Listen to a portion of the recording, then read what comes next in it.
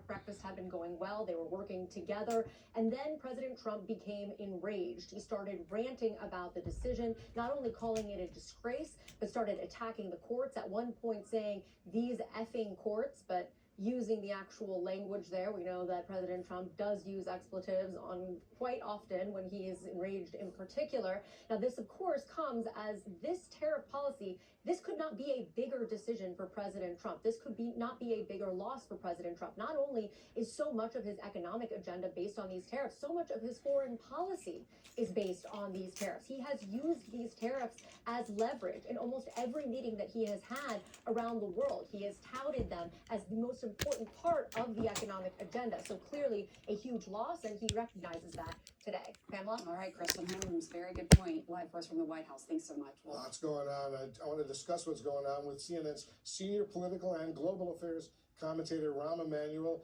He previously served as President Biden's U.S. ambassador to Japan. He was mayor of Chicago, a member of the House of Representatives, and the White House chief of staff during the Obama administration. So, Rahm, thanks very much for joining us. First of all, what do you make of this historic decision today by the U.S. Supreme Court ruling that Trump's tariffs are illegal?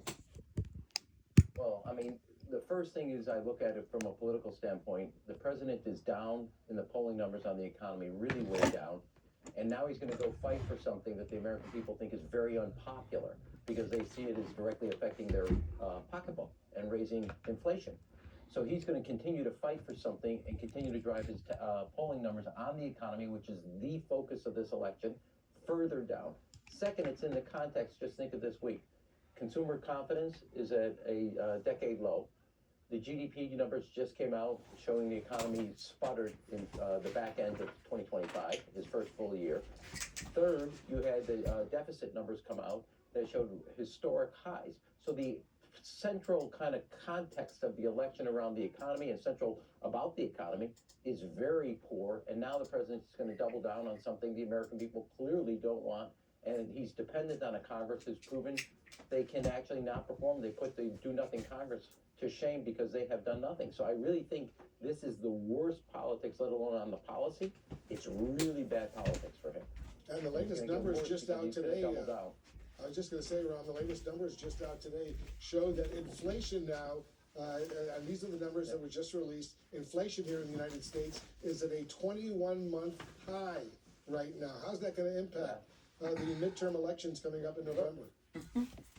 Well, I mean, I don't want to say this, but we all told you so. You can't do what he's doing. Increasing tariffs and increase inflation, now you got that result. Kicking people out of the country randomly rather than the criminal element is going to drive also an anemic economy. They have done a series of things that were all going to lead to this result, and now there's economic data is coming in showing exactly what people told the administration 14 months ago. Don't raise tariffs the way you're doing it. You're going to put an inflationary cause on the economy. You see the results there. Second, the economy is going to sputter down to basically flat line, which is what's happening. Consumer confidence, which is the driver of our economy, is really in the tank. And the President of the United States, as for the Republicans, and not that I'm going to give them advice, can't keep a message on the economy. He says, I solved affordability. Well, that will be breaking news to the hard-working American families that he has solved something they're struggling with every day. Yeah, pretty The only negative thing I will say, numbers. yeah, go ahead. Yeah, the only thing I will say is yesterday in Georgia, I suppose the president called himself a schmuck, and I'm like, well, finally we agree on something, because right now the jury verdict is coming in, and everything that he has done on the economy, let alone the instrument of the tariffs on foreign policy, is basically turned out. The Supreme Court said, you can't do this.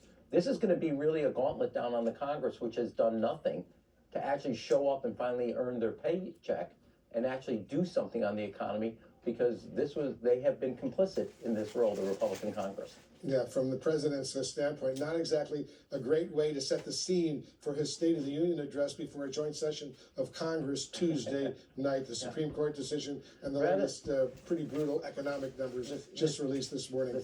Ram, thank you The State very, of the very much. Union- We'll continue this conversation, to be sure, down the road. And coming up here in the Situation Room, we're going to get reaction from a Canadian leader about this major breaking news.